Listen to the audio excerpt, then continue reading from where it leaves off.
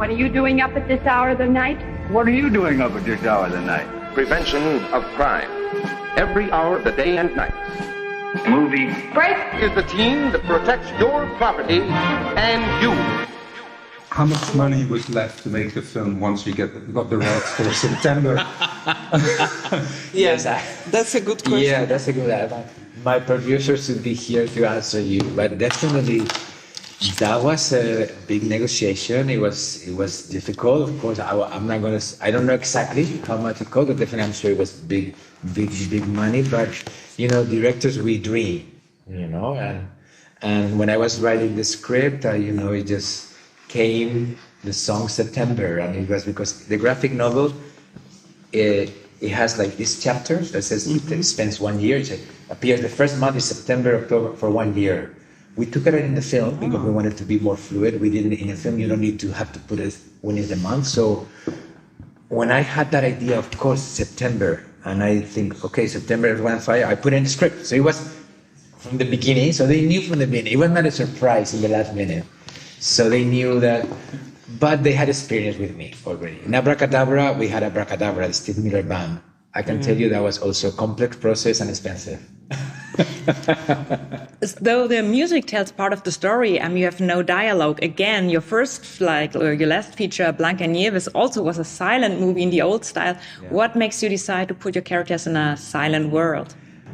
Well, the thing is that in this case, it was based on a graphic novel that has no words. Because I collect graphic novels and illustrations without words. So I buy constantly. I have hundreds of them. So when it falls in my hand, it has no words.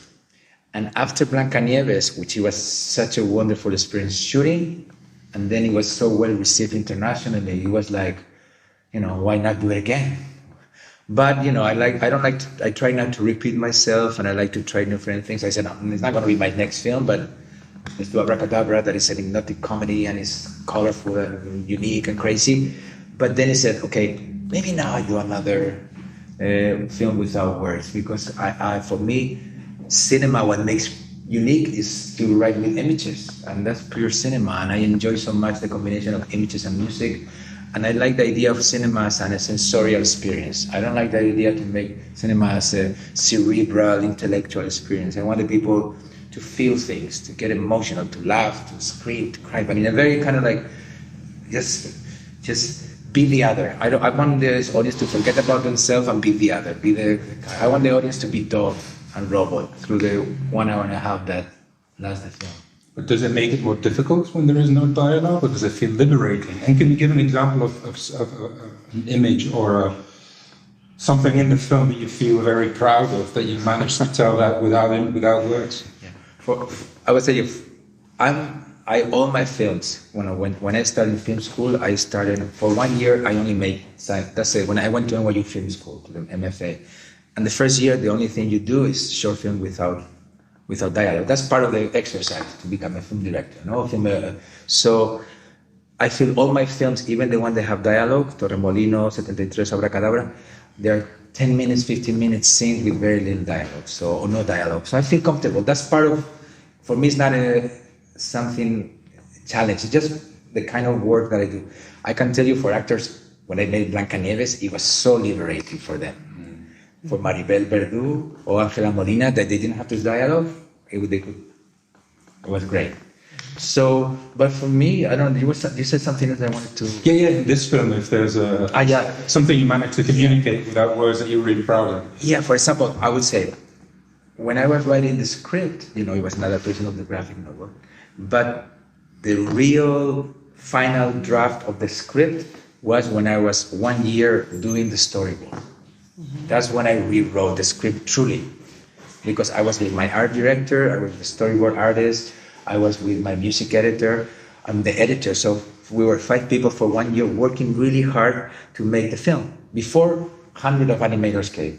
So suddenly there were some scenes that they were so much more fun and sophisticated in the storyboard. For me, there are many scenes. One of my favorite scenes that it was not in the script, it was like when you've seen the film. Mm-hmm. When he goes with Doug, this girl that she's so cool, and she's just with the best band, and the girl is getting all these fish, and then she's like, he got no fish, and suddenly he gets one fish, and when he gets one fish, he's like, okay, I get what fish, what do I like? Finally I get my fish, and then he does all these things of just putting the fish in the water and just like, and then the duck gets there, you know. For me, that's a Chaplin-esque moment. For me, if you ask me, what is my favorite director, I would say Chaplin. So that's kind of, for me, that's a Chaplin moment. I wanted to ask you about psychedelia. There are several scenes, like the flowers scene and another scene with the, playing bowling, yes? Yeah. So how do you conceive that with the rest of the story? I have to say, it's clear, I don't take drugs. No, definitely. No, but definitely. I said definitely they're dreamy scenes, okay? All my films start from the subconscious.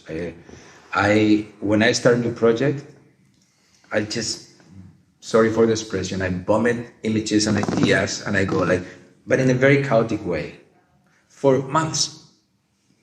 I never start, I'm gonna make a film about friendship, or I'm gonna make a film about the domestic violence, like abracadabra. No, I start with some kind of images, but then I create a tale, or a fairy tale, or a fable, to give some order. So I need orders. I need some very simple story that I can put my psychedelic ideas and try to make some sense. And when this makes sense, I think. But definitely, that's why it comes that element. That's why in the graphic novel, there's not a Busby, there's no Busby Berkeley homage, Yeah. Or for example, the bowling scene doesn't exist in the graphic novel. So that I even think that it would be a good idea that when we do this, you should see the graphic novel, because you could see that basically the spirit is the same. I can assure you, I love Sara Varon, and we get along so well. And he gave me carte blanche. I could do anything. She said, it's your film. I made the graphic novel, make the film whatever you want. But there's no bowling. But definitely that comes also from a very surreal dream, with the Mr. Softy coming alive, and it comes alive with the music. And the snowman comes alive because the music. I did an abracadabra or something similar, but yeah, I don't know. I love this kind of, another of my favorite directors is David Lynch. So I think like cinema is like giving me awake. So I like the idea that when an audience, and there's nothing more close to dreaming that it's like sleeping. You go to a dark room, your dark room, you're sleeping, but you're with your eyes open. So I don't know, I just love that experience of cinema. Yeah, and also early Disney was like that, yes? Yeah. So do you consider your film to be like also for the younger audience, like for the children, or not so much? I consider for everybody. I really do. I try not, I don't want to exclude audience from the film. I really feel like I want to make open films. I want kids to come to see the film. I want the parents with the kids come to find the film. I want a hardcore cinephile people go to see the film. And I want an old couple that go once a week to see a film to come see it. I really think that cinema is a popular art, and we cannot forget that. I really don't especially like when sometimes some directors, they really want to make them just for one audience. I want the idea that cinema, you see it as a popular art, you have people from different backgrounds, different economical status, and share a catharsis. And I'm a romantic. And I've been a romantic from the beginning. I don't know. I hope I keep that child inside of me, and I want to share that feeling. It's set in that seamy 80s New York. What is your special connection with the city that you portrayed it so lifelike? The thing is that I've been going to New York since 70s, and I'm not saying that I'm old, but when I was a teenager, I went in the 70s. In the 80s, I went many times, but I lived a decade in New York from 1990 to 1999. I went with a scholarship to study in NYU, a master in film. Me too. Yeah. Okay. Yeah. As a Fulbright scholar. Yeah. Cool. So I had this scholarship. I spent 4 years in New York. I met my wife in New York. I had a visa, I could work. So my life was in New York. So my closest collaborator is my wife. She's been working with me. She's a still photographer in all my live action films. She's associate producer, and she's a music editor because she's a musician. Directors, we don't know how to do anything, I promise you. So she's been with me all this time. So I don't like to say it's my love letter. It's our love letter to New York. my wife, she was the one that worked very close with the art director, because the art director had been once to New York. Okay, so my wife lived 10 years with me. So she was next to him through the whole process, location scouting, making sure that the switch, that the hallway, that the door, that the car, the size, that the lights, that everything had to be, we wanted to make it very precise. This is a true New York. It really is not something that is more or less. It's a period film. So that's why we wanted to make this film. And in the book, doesn't say it's New York. The graphic novel, Sarah. But I know, but the way, she's a New Yorker, Sarah. So you could feel, yeah, it's the city, that's New York. But when I was writing, I said, okay, I got it. It's one of, New York is the third protagonist. Because the movie is not about robot and dog, it's about robot, dog, and New York. But this meant that you had, that struck me that you put in dark elements. You get these graffiti speculators out, you get these missing persons pictures on the milk cartons. You also get a shot of the Twin Towers, which is very charged right now. Yeah. How did it feel putting all that in? Well, I wasn't making a real film, you know. It's just, you know, this is not a film. This is not a film for children. I think that I really like the idea that I want to treat the children like adults, and I want the adult find their child inside. And that's why there's something about that is just like, I don't, you know, of course, when I was writing the script, of course, when I was doing the background, some people would say, but how could you have those messages or the missing or this? No, it's not, for me, it's not a children's movie. Mm-hmm. Yes, the Cannes Festival every year makes a special screening in a film that they think the children can enjoy. They're not going to put in a Haneke last film, okay? Don't have children that are 8 or 7. So, but it doesn't mean that it's a children's film.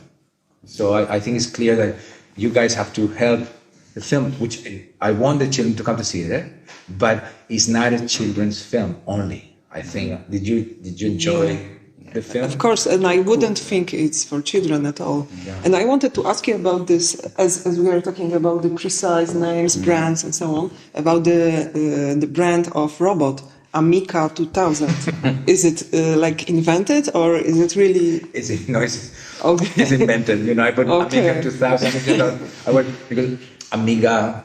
Oh, Amiga. Okay. Spain Amigos. I said like Amiga 2000. It was in the 80s, so the word 2000 sounded. It was always very cool, and then we put Berger. In Spanish we say Berger. My great grandfather was French, but in Spanish it's Berger. But every country pronounce my last name, so it doesn't matter. We put Berger or Berger Corp. So it was, because I'm the director, they gave me an homage. The story also deals with urban isolation.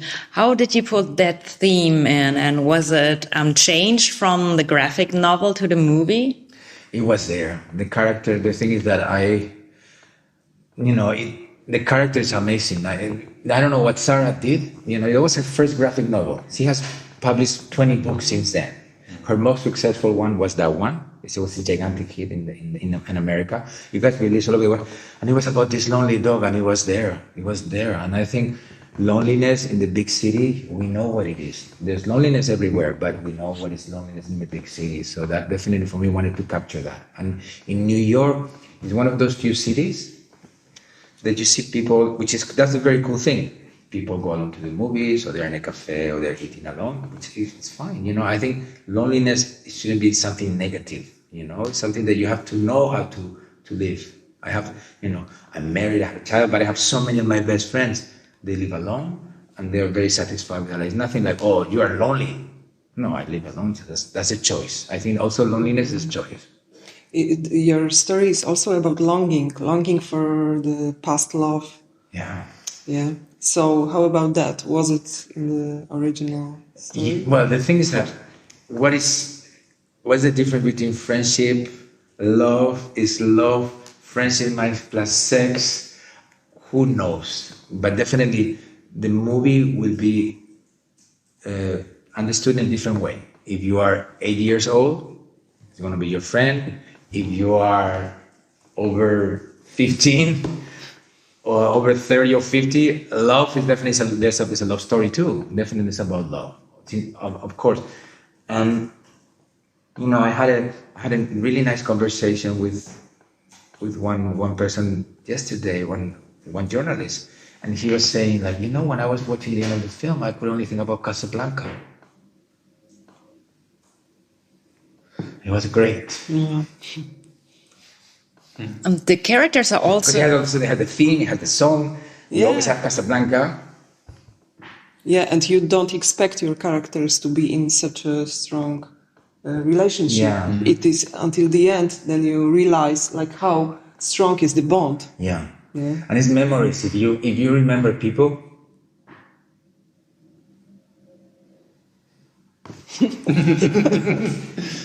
Okay, yeah, you can feel that in a film. Yeah. Very much. It's good to see that you're still moved by your own film. It's Not about me movie. Yeah, I get moved, but I think about I made this film for the people I. yeah. The characters are also genderless. They're like neutral, and you can project any identity on them. Was there ever some drive to make it more clear, maybe from production companies? Because I read a few reviews that seemed to be confused by the fact that that many characters were not ascribed clear gender. It wasn't a problem for me, but some people seem to think that way. Was there ever somebody that was like, okay, this has to be female or male, or they can't hold hands, or stuff like that? This is an independent European production, a Spanish-French co-production. There's no marketing plan. There's no objective. This is just, a director that writes story, talks with his producers. We are all romantic. I haven't even read the reviews. I'm going to read them, and I'm going to read and I'm really looking forward, but I haven't even had the time to do it. But no, there was no plan. Definitely, Sara Varon, that is the regent, a book, the gender is not very clear, and I like that. In the movie, some of the characters there, maybe you can feel the gender more one way, but others no. And the race is the same, and I think that makes it more universal. And I think if there is a city that represents that, it's New York. I can tell you that. 'Cause everybody lives in this melting pot. It's a jungle of races and choices. And what impressed me when I moved to New York, it was freedom and diversity. La palabra diversity. Now we talk about diversity in New York. It's always been there. It took a longer time to Madrid, to other cities, or other countries, but in New York, the diversity was always there. I'm talking about America, I'm talking about New York. But still, were there certain associations and cliches you consciously avoided? To put it bluntly, would you put breakdancing monkeys in the film? No, yeah. No, of course, no. There were some moments that some people said, are you... Well, you have to be, you don't want to put certain races with certain cliches, we put like, you can have like a sheep that has like afro hair, it could be white up. It really, the races, it's just, you can maybe intuitively think, well, maybe that's Asian, maybe that's black. It didn't matter, because it could be, an alligator could be Asian and black, or there was no animal assigned to any race. Yeah. That's for sure. That was a conscious element. It's not Art Spiegelman. Yeah, yeah, completely. There was not we never put like, okay, these are Orthodox Jew, or these are Asian, or these are the animals that represent. Mm-hmm. Any animal, if somebody says, oh, this is this kind of race, fine, but there was no as a nation for okay. Can you talk a little about your cooperation with animators? Because you had such a big group. It was great. That was so much fun, because the animators are like the actors in the anime. In the live action, you work with actors. In animated film, you work with the senior animators, because the animators is like an army, and you have the general is the director of animation, that is Benoît Ferrand, amazing French Belgium animator. Yes. Sorry, but definitely a great director and comic book artist. Fantastic. Yes. Very well-known comic book artist. He's the boss. Okay, he's the general. And then he has like these, officials that they're like maybe like 6 to 10 very senior animators. And then you have 90 that they're different levels of animators. So with these captains, you have a very intimate relation, We see for 2 years every single day. I meet every single day with Benoit, and the animator that is doing 1 minute scene, you know, and you have this process. You do, you know, basically you have the storyboard, animated, it's very simple.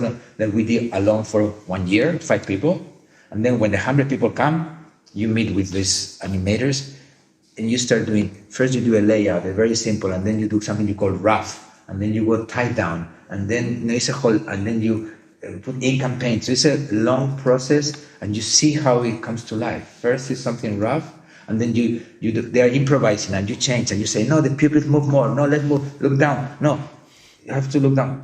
And as a director, you're really actually you're moving absolutely everything. It's really such a. If you want to, I'm surprised that those great directors that made super controlled film, like, you know, Hitchcock would have been a great, or Kubrick. I don't know. I think Kubrick is making I don't know. Maybe there's a why. I'm sure he would have lived a little longer. I'm sure he would have made an animated film, because if you like to control, you have a complete control. This is the closest film I made to the dream that when I was writing the script. It's the closest. It doesn't mean that it's the best, but it's the closest. Because one thing that live action directors we love is the collaboration process, truly, because the actor proposes you things. I'm dying to work with actors, or with a DP. A DP said, why don't we put the camera here? And you went with a storyboard like this, and the DP said, no, let's go like this. And you're like, okay. And you have to decide now, okay? And the actor is coming, oh, I thought about this. And you're like, no, yes, no. It's adrenaline, eh? I'm telling you, it's a completely, animation is like, live action is in a slow motion. Because it's the same. But, you know, let me think, I can say in animation, let me think about it. Tomorrow I'll tell you, in a live action. Yeah, where do I put the camera? Here, there, or here? You got really something. What's the advantage of having a director of animation who's a comic book artist in his own right? Gigantic. Gigantic. Because the thing is that Benoit, he's a genius, he's great. Yeah, his short films as a director are great, and his comic books are great. Basically, the sensibility, Benoit imagine is very similar.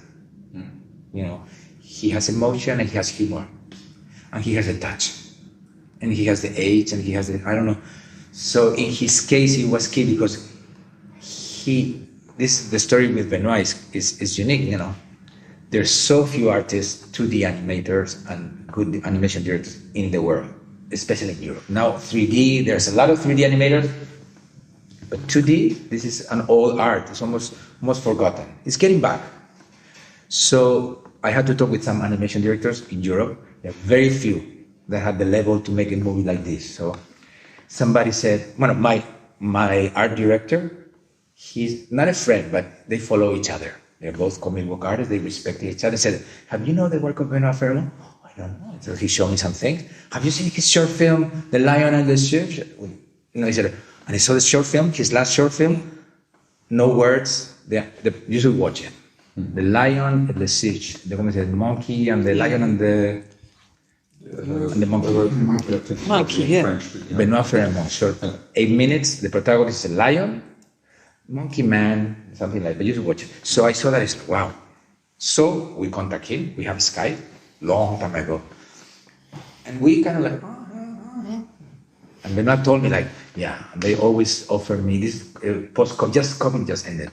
I said, oh, they offer me things, but it's so difficult. He was the Triplets of Belleville, one of my favorite movies of animation of all times. He was in the Book of Kells, Tom, and Cartoon Saloon, another great. So it was like he had a very, and then he read the script and he loved the script so much, and he always told the same story. I went on to my wife, and the daughter has a life in Brussels, and he says, Christelle, I don't know, I have to do this. So he fell in love with the story because he understood the story, and he made something very generous. He came to Spain to live for over 1.5 years, and he left his comic book career, his family, so just because he wanted to be with us. And we needed somebody of his level to make this film, because it's difficult, so he was key. And then talking about that, then he was the leader, he was the general, and working with animators was so much fun. Some of them are very technical, some of them are very emotional, some of them are very fast, some of them are very slow. It was a great experience. You put a lot of horror movie and also horror literature references in the film, which was a lot of fun. Are you like very infiltrated with horror? Like, do you love it? I love horror film. Yeah, I don't. It's my pleasure, to always to see what are the great. Every year there's always some great horror films. You always have to catch up with them. Yes, and my first short film that I call it my punk short film. It had a lot of gore, it had a lot of aliens. It was really crazy film. So I definitely, I like to put those I like little details in the background, like Pet Cemetery there, or like some reference to we enjoyed to make the Halloween scene. We had so much fun. Of course. Oh my God, to put the costume. What did we put? Oh no, from The Shining. No, what did we put out here? The Killer Clown. Oh yeah, here we put so we had to put all these. Let's put Michael Jackson there in the background, like the thriller dress, but only appears for what. So you always have to be. I have to tell you that when I was been working for the film for so long, and in the mix you have to watch it all once and sounding over and over, and the sound and when I still see many things that I didn't know because they're extras. Figure out they draw and I don't want to see it again, but if you see it again. And you see it, and you just stop it, and you see it again, you're going to see things, many things in the background, and little surprises. Horror movies too. Yeah, you got Frankenstein and Psycho in the same film, in the same scene. Yeah, that's true. Yeah, that's good. And the Psycho homage. I love to have these homages. I think that, the Psycho. The thing is that I'm a cinephile. I love more to watch movies than to make them. Honestly, to make movies is too hard. It's too hard. I'm sure you like more to watch movies than to write about them. So for me, I don't know. For me, to watch the movies is like pleasure, but to make them. So what I like, because I watch so many movies, I put a lot of homages. I love to put something. I'm almost like a game. But from the beginning of my films, from Molino stuff. Torremolinos is a guy that wants to make films, and his reference is Bergman. I don't know if you've seen it, but Blancanieves is a homage to silent cinema, and Abracadabra. So I always put what movies can you find that I put there? And are you planning to shoot another animation? Is it like the language you found for yourself? Not that I have a plan now. It's not like, I have to make another one. I don't know, but I'm sure I will, because it was a great experience. I enjoyed it very much, very, very much. And it's funny, there's other live directors like Fernando Trueba. He made Chico and Rita. He made another one now. That Sony Picture Classic Art. Wes Anderson, he keep making Richard Linklater. He has made a few. So I think when a live action director tries animation, if he's patient, he really needs to have a quality. Have to be very, very patient. He repeats, because the schedule is much lighter in terms of daily, longer, but you go to the studio at 9 and you can leave at 7, and maybe you don't work in the weekend, but in live action you go crazy. So, and you have control, and you don't have the answer. You say, let me think about it. You have more time to think. So I enjoy the process very, very much. And will you always do 2D? Because Wes Anderson stop motion, Linklater is rotoscoping, which is different again.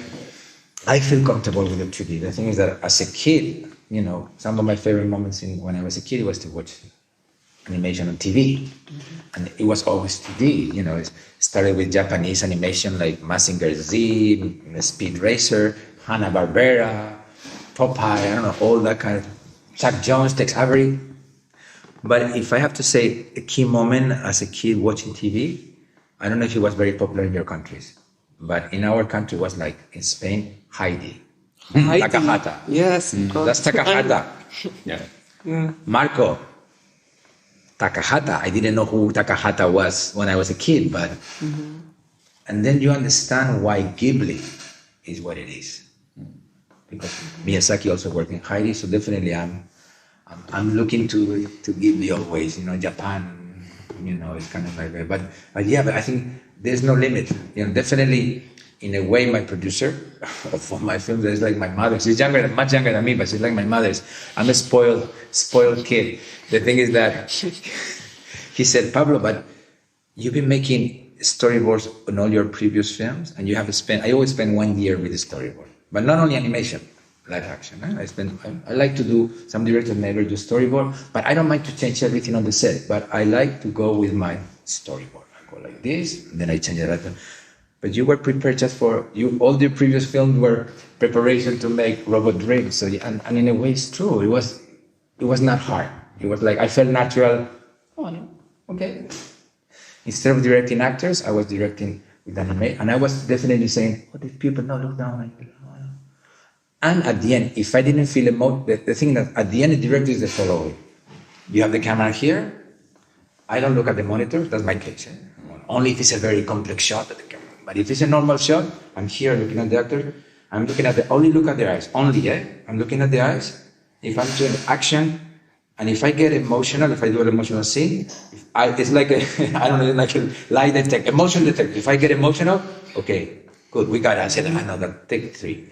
And with animation, it's just exactly the same. I go, okay, let's do it. Okay, I look at the scene, I look at the computer, I say, okay, yes or no? No, the people have to move more. No, it has to be first, has to come, no.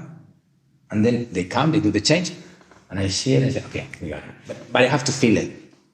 Exactly the same, there's no difference. And this film is about emotions.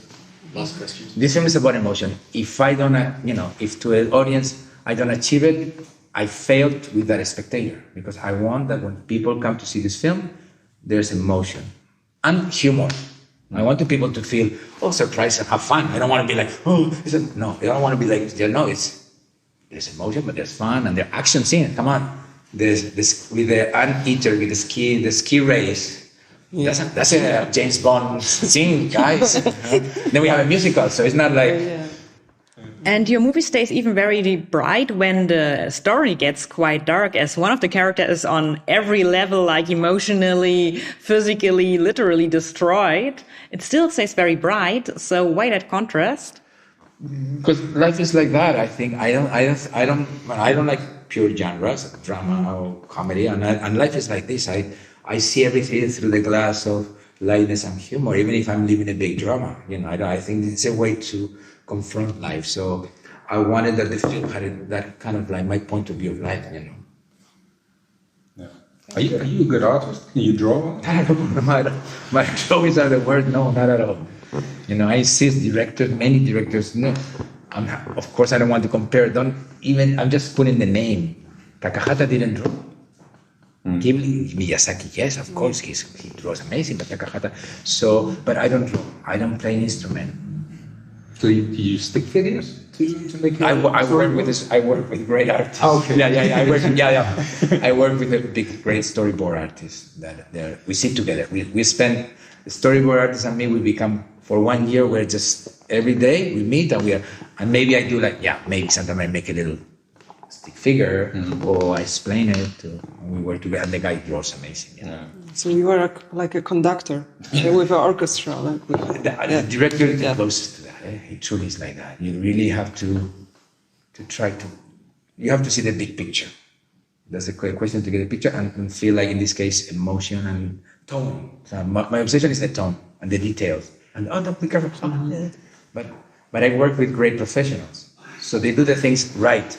I'm only like little details here and there and make it shine.